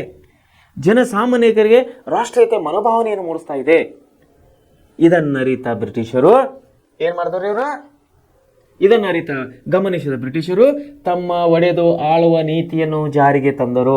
Divided and rule. ನಾನು ನಿನ್ನೆ ಕೂಡ ಈ ವಿಷಯವನ್ನು ಪ್ರಸ್ತಾಪನೆ ಮಾಡಿದ್ದೇನೆ. ಡಿವೈಡೆಡ್ ಆ್ಯಂಡ್ ರೂಲ್ ಅಂದರೆ ಒಡೆದು ಆಳುವ ನೀತಿ ಅಂದರೆ ಇಬ್ಬರ ಮಧ್ಯದಲ್ಲಿ ಯಾವುದೋ ಒಂದು ವಿಷಯಕ್ಕೆ ಜಗಳವನ್ನು ಹಚ್ಚುವುದು. ಇಬ್ಬರು ಎಲ್ಲಿ ಒಳ್ಳೆಯವರಾಗಿರ್ತಾರಲ್ಲ ಅಲ್ಲಿ ಯಾವುದೋ ಒಂದು ವಿಷಯ ಅಂತಂದು ಜಗಳವನ್ನು ಹಚ್ಚಿ ಒಬ್ಬರನ್ನು ಮೇಲೆ ಎತ್ತೋದು, ಒಬ್ಬರನ್ನು ಕೆಳಗೆ ಬಿಸಾಕೋದು. ಇದಕ್ಕೆ ಒಡೆದು ಆಳುವ ನೀತಿ ಅಂತ ಹೇಳಿ ಕರಿತೇವೆ ನಾವು. ಒಡೆದು ಆಳುವ ನೀತಿಯನ್ನು ಜಾರಿಗೆ ತಂದರು. ಹಿಂದೂ ಮುಸ್ಲಿಮರನ್ನು ಬೇರ್ಪಡಿಸಿದರು. ನೋಡ್ರಿ, ಹಿಂದೂ ಮುಸ್ಲಿಮರನ್ನು ಬೇರ್ಪಡಿಸಿದರು. ಆದರೂ ಭಾರತೀಯ ರಾಷ್ಟ್ರೀಯ ಕಾಂಗ್ರೆಸ್ ಏನು ಮಾಡ್ತಿದ್ದಾರೆ? ಭಾರತೀಯ ರಾಷ್ಟ್ರೀಯ ಕಾಂಗ್ರೆಸ್ ರಾಷ್ಟ್ರೀಯ ವಿಚಾರಗಳಿಗೆ ಸಂಬಂಧಪಟ್ಟಂತೆ ರಚನಾತ್ಮಕವಾದ ಕಾರ್ಯತಂತ್ರವನ್ನು ರೂಪಿಸ್ತಾ ಇದೆ. ಏನು ಮಾಡ್ತಾ ಇದ್ದಾರೆ ಇಲ್ಲಿ? ಭಾರತೀಯ ರಾಷ್ಟ್ರೀಯ ಕಾಂಗ್ರೆಸ್ ಏನು ಮಾಡ್ತಿದೆ? ರಚನಾತ್ಮಕವಾದಂತಹ ಅಂಶಗಳನ್ನು ರೂಪ ಮಾಡ್ತಾ ಇದೆ. ಅದಕ್ಕೆ ಸಂಬಂಧಪಟ್ಟಂತಹ ರಚನಾತ್ಮಕ ಕಾರ್ಯತಂತ್ರಗಳನ್ನು ಇಲ್ಲಿ ಭಾರತೀಯ ರಾಷ್ಟ್ರೀಯ ಕಾಂಗ್ರೆಸ್ ಅನ್ನು ರೂಪ ಮಾಡ್ತಾ ಇದೆ. ಎಲ್ಲರಲ್ಲಿ ದೇಶಾಭಿಮಾನವನ್ನು ಮುಟ್ಟಿಸ್ತಾ ಇದೆ. ರಾಷ್ಟ್ರೀಯ ಮನೋಭಾವನೆಯನ್ನು ಹುಟ್ಟಿಸುವಂತ ಕೆಲಸವನ್ನು ಮಾಡ್ತಾ ಇದೆ ಭಾರತೀಯ ರಾಷ್ಟ್ರೀಯ ಕಾಂಗ್ರೆಸ್. ಇದರ ಭಾಗವಾಗಿ ಏನಾಯಿತು? 19ನೇ ಶತಮಾನದ ಕೊನೆಯ ಭಾಗದಲ್ಲಿ ರಾಷ್ಟ್ರೀಯ ಕಾಂಗ್ರೆಸ್ನಲ್ಲಿ ಭಿನ್ನ ಮತವನ್ನು ಕಾಣಿಸಿತ್ತು. ಭಿನ್ನ ಮತ ಬಂತಿದೆ. ಯಾಕೆ ಬಂತು? ಇಲ್ಲಿ ಡಿವೈಡೆಡ್ ಆ್ಯಂಡ್ ರೂಲ್ ಅಂತ ಜಾರಿಗೆ ತಂದರು ಇವರು ಬ್ರಿಟಿಷರು. ಒಡೆದು ಆಳು ಅನ್ನುವಂಥ ನೀತಿಯನ್ನು ಜಾರಿಗೆ ತಂದರು. ಎಲ್ಲಿ ಇಬ್ಬರು ಚೆನ್ನಾಗಿರ್ತಾರೋ ಅಲ್ಲಿ ಭೇದ ಭಾವವನ್ನು ಹುಟ್ಟಿಸೋದು ಅವರ ಕೆಲಸವಾಗಿತ್ತು. ನಮ್ಮ ದೇಶದಲ್ಲಿ ಭಾರತೀಯ ಮುಸ್ಲಿಮರು ಮತ್ತು ಹಿಂದೂರು ಎಲ್ಲರೂ ಒಗ್ಗಟ್ಟಿನಿಂದ ಹೋರಾಡುವುದನ್ನು ತಡೆಯೋದಕ್ಕಾಗಿ ಒಡೆದು ಆಳುವ ನೀತಿಯನ್ನು ಜಾರಿಗೆ ತಂದರು ಬ್ರಿಟಿಷರು. ಇದರಲ್ಲಿ ಯಶಸ್ಸನ್ನು ಕಾಣಿದರು. ಹಿಂದೂಗಳಿಗೆ ಧರ್ಮಾಧಿಕಾರ ಒಂದು ಧರ್ಮ ಅಂಧಕಾರವನ್ನು ಹುಟ್ಟಿಸಿದರು ಮತ್ತು ಮುಸ್ಲಿಮರಿಗೆ ಧರ್ಮ ಅಂಧಕಾರವನ್ನು ಹುಟ್ಟಿಸಿ ನೀವು ಶ್ರೇಷ್ಠ ಅಂತೇಳಿ ಇವ್ರ ಮುಂದೆ ಹೋಗಿ ಹೇಳೋದು, ನೀವು ಶ್ರೇಷ್ಠ ಅಂತೇಳಿ ಅವ್ರ ಮುಂದೆ ಹೋಗೋದು, ನಿಮಗಿಂತ ಕೀಳಂತ ಅವರನ್ನು ಹೇಳೋದು, ಅವ್ರ ಮುಂದೆ ಹೋಗಿ ನೀವು ಕೀಳು ಅಂತ ಅವ್ರ ಮುಂದೆ ಹೇಳೋದು. ಇದರಿಂದ ಏನಾಗ್ತಂದ್ರೆ ಒಡೆದು ಆಳುವಂಥ ನೀತಿಯನ್ನು ಜಾರಿಗೆ ತರುವುದರ ಮೂಲಕವಾಗಿ ಇಲ್ಲಿ ಭಾರತೀಯರ ಎಲ್ಲೊಂದು ಒಂದೇ ಇದ್ದಂಥ ಭಾರತೀಯರಲ್ಲಿ ಹಿಂದೂ ಮತ್ತು ಮುಸ್ಲಿಂ ಅನ್ನುವಂಥ ಒಂದು ಭೇದ ಭಾವವನ್ನು ತಂದಿಟ್ಟಿದರು ಬ್ರಿಟಿಷರು. ಕಾರ್ಯತಂತ್ರದ ನಂಬಿಕೆಗಳು ನೋಡಿ, ಭಾರತೀಯ ರಾಷ್ಟ್ರೀಯ ಕಾಂಗ್ರೆಸ್ ಏನ್ ಮಾಡ್ತಾ ಇದೆ ಇಲ್ಲಿ? ಎಲ್ಲರೂ ಒಂದೇ ಎಂಬ ಭಾವನೆಯನ್ನು ತರುವಂಥ ಒಂದು ನಂಬಿಕೆಯನ್ನು ತರುವಂಥ ಒಂದು ಕಾರ್ಯತಂತ್ರವನ್ನು ಮಾಡ್ತಾ ಇದೆ ಭಾರತೀಯ ರಾಷ್ಟ್ರೀಯ ಕಾಂಗ್ರೆಸ್. ಆದರೆ ಇದರ ಕಾರ್ಯತಂತ್ರ ನಂಬಿಕೆಗಳ ಮತ್ತು ಹೋರಾಟದ ಮಾದರಿಯಿಂದಾಗಿ ಅವರುಗಳನ್ನು ಮಂದಗಾಮಿಗಳು ಮತ್ತು ತೀವ್ರಗಾಮಿಗಳೆಂದು ಗುರುತಿಸುತ್ತಾರೆ. ಇಲ್ಲೇನು ಮಾಡ್ತಾ ಇದ್ರೆ ಭಾರತೀಯ ಸ್ವಾತಂತ್ರ್ಯ ಚಳವಳಿಯಲ್ಲಿ ಭಾಗವಹಿಸಿದಂಥ ಎಲ್ಲ ಒಂದು ಮಹನೀಯರಿಗೆ ಒಡೆದು ಆಳುವಂಥ ನೀತಿಯನ್ನು ಜಾರಿಗೆ ತರುವುದರ ಮೂಲಕವಾಗಿ ಇಲ್ಲಿ ಮಂದಗಾಮಿಗಳು ಮತ್ತು ತೀವ್ರಗಾಮಿಗಳಾಗಿ ಎರಡು ಭಾಗಗಳಾಗಿ ನಮ್ಮ ಹೋರಾಟಗಾರರನ್ನು ವಿಂಗಡಣೆ ಮಾಡ್ತಾ ಇದ್ದಾರೆ. ಸೊ ಹೀಗಾಗಿ ಏನಾಗ್ತದೆ ನೋಡಿ, ಮಂದಗಾಮಿ ಹೋರಾಟಗಾರ ಚಿತ್ರಗಳನ್ನು ಸಂಗ್ರಹಿಸಿ ಮತ್ತು ಅವರ ಜೀವನ ಚರಿತ್ರೆ ಪುಸ್ತಕಗಳನ್ನು ಓದಿ ಹೆಚ್ಚಿನ ಮಾಹಿತಿಗಾಗಿ ತಿಳ್ಕೋರಿ ಅಂತೇಳಿ ಇಲ್ಲಿ ಹೇಳ್ತಾ ಇದ್ದಾರೆ. ಸೊ ಏನಾಗ್ತದೆ, ಭಾರತೀಯ ರಾಷ್ಟ್ರ ಕಾಂಗ್ರೆಸ್ ಇಲ್ಲಿ ಏನ್ ಮಾಡ್ತಾ ಇದ್ದಾರೆ, ಎಲ್ಲರೂ ಜಾಗೃತಿ ಚಳವಳಿ ಮೂಡಿಸ್ತಾ ಬರ್ತಾ ಇದ್ದಾರೆ. ಬ್ರಿಟಿಷರು ಏನ್ ಮಾಡ್ತಾ ಇದ್ದಾರೆ, ಅದರ ವಿರುದ್ಧವಾಗಿ ಡಿವೈಡೆಡ್ ಆ್ಯಂಡ್ ರೂಲ್ ಒಡೆದು ಆಳುವ ನೀತಿಯನ್ನು ಜಾರಿಗೆ ತರೋದು ಮೂಲಕವಾಗಿ ಸ್ವಾತಂತ್ರ್ಯ ಚಳವಳಿಯನ್ನು ಹತ್ತಿಕ್ಕುವಂತಹ ಸ್ವಾತಂತ್ರ್ಯ ಚಳವಳಿಯನ್ನು ರದ್ದುಪಡಿಸುವಂತಹ ಸ್ವಾತಂತ್ರ್ಯ ಚಳವಳಿಯನ್ನು ಏಳದ ಹಾಗೆ ಇವರು ಬ್ರಿಟಿಷರು ಪ್ರತಿತಂತ್ರವನ್ನು ರೂಪಿಸ್ತಾ ಇದ್ದಾರೆ. ಸೊ ಅದಕ್ಕಾಗಿ ಎಲ್ಲ ವಿದ್ಯಾರ್ಥಿಗಳೇ ತಾವೆಲ್ಲರೂ ಈ ಸ್ವಾತಂತ್ರ್ಯ ಹೋರಾಟದ ಪಾಠವು ಅತಿ ಮುಖ್ಯವಾಗಿದ್ದರಿಂದ ಹೇಳಿದಂಥ ಎಲ್ಲ ವಿಷಯಗಳು ತಾವೆಲ್ಲರೂ ಒಳ್ಳೆ ರೀತಿಯಿಂದ ಸ್ಟಡಿ ಮಾಡಬೇಕು, ಒಳ್ಳೆ ರೀತಿಯಿಂದ ಅಭ್ಯಾಸ ಮಾಡಿ ಎಲ್ಲ ವಿಷಯಗಳು ತಾವು ನೆನಪಿನಲ್ಲಿ ಇಟ್ಟುಕೊಳ್ಬೇಕಂತ ಹೇಳಿ ನಾನು ಈ ಮೂಲಕ ನಿಮ್ಮನ್ನು ಕೇಳುವನಾಗಿದ್ದೇನೆ. ಯಾಕಂದರೆ ಇವೆಲ್ಲ ವಿಷಯಗಳು ನಿಮ್ಮ ಪರೀಕ್ಷೆ ದೃಷ್ಟಿ ಮಾತ್ರವಲ್ಲದೆ ಮುಂದೆ ಬರುವಂಥ ಎಲ್ಲ ಸ್ಪರ್ಧಾತ್ಮಕ ಪರೀಕ್ಷೆಗಳಿಗೆ ಈ ವಿಷಯಗಳು ಅತಿ ಮುಖ್ಯವಾಗಿವೆ ಅಂತೇಳಿ ನಾನು ಹೇಳಕ್ಕೆ ಇಷ್ಟಪಡ್ತಾ ಇದ್ದೇನೆ. ಸೊ ವಿದ್ಯಾರ್ಥಿಗಳೇ, ತಾವೆಲ್ಲರೂ ಒಳ್ಳೆ ರೀತಿಯಿಂದ ಅಭ್ಯಾಸ ಮಾಡಿ ಎಲ್ಲ ವಿಷಯಗಳು ಒಳ್ಳೆ ರೀತಿಯಿಂದ ತಾವು ನೆನಪಿನಲ್ಲಿ ಇಟ್ಟುಕೊಳ್ಳುತ್ತೀರಿ ಅಂತ ಹೇಳಿ ಹೇಳುವ ಮೂಲಕವಾಗಿ ಇವತ್ತಿನ ಪಾಠವನ್ನು ನಾನು ಇಲ್ಲೇ ನಿಲ್ಲಿಸ್ತಾ ಇದ್ದೀನಿ. ನಾಳೆ ನಾವು ಮುಂದಿನ ವಿಷಯಕ್ಕೆ ಅಂದರೆ ಮೊದಲನೇ ಹಂತದ ಮಂದಗಾಮಿಗಳು 1885 ಮತ್ತು 1995 ನಾವು ಸ್ವಾತಂತ್ರ್ಯ ಹೋರಾಟದ ಚಳವಳಿಯ ಒಂದು ಅಂಶವನ್ನು ನಾವು ನಾಳೆ ಪಾಠದಲ್ಲಿ ನೋಡೋಣ. ನಮಸ್ಕಾರಗಳು.